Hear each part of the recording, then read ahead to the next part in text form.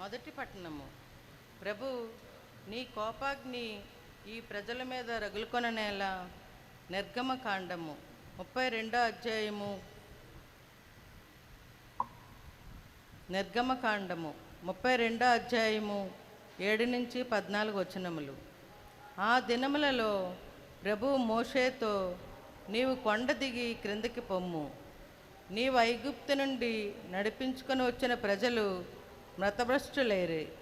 వారు కన్ను మూసి తెరిచినంతలో నా ఆజ్ఞ మీరిరి. పోత దూడను ఒక దానిని తయారు చేసుకొని దానిని బలులతో ఆరాధించిరి. ఇశ్రాయేలు, ఐగుప్తు నుండి మిమ్ము తోడుకొని వచ్చిన దేవర ఇతడే అని పలికిరి. ఈ ప్రజల తీరు నాకు తెలియను. వీరికి తలబిరుసు ఎక్కువ. నీవు నాకు అడ్డు రావలదు. నా కోపము గనగన మండి వారిని బుగ్గి చేయను. కానీ నీ నుండి నేనొక మహాజాతిని పుట్టింతును అనెను. కానీ మోషే తన ప్రభువైన దేవునికి మొరపెట్టి, ప్రభు, నీ కోపాగ్ని ఈ ప్రజల మీద రగులుకొననేలా. నీవు మహాశక్తి సామర్థ్యములతో ఈ ప్రజను ఐగుప్తు నుండి తరలించుకొని రాలేదా?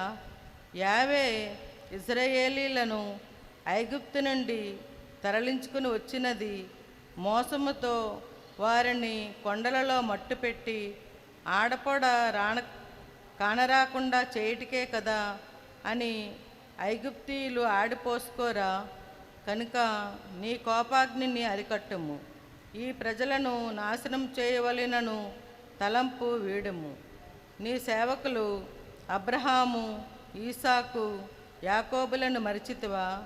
నేను మీ సంతతిని ఆకాశ నక్షత్రముల వలె లెక్క కందకుండినట్లు చేసేదను. నేను మాట ఇచ్చినట్లే ఈ గడ్డనంతటిని మీ సంతతి వశము కావింతును.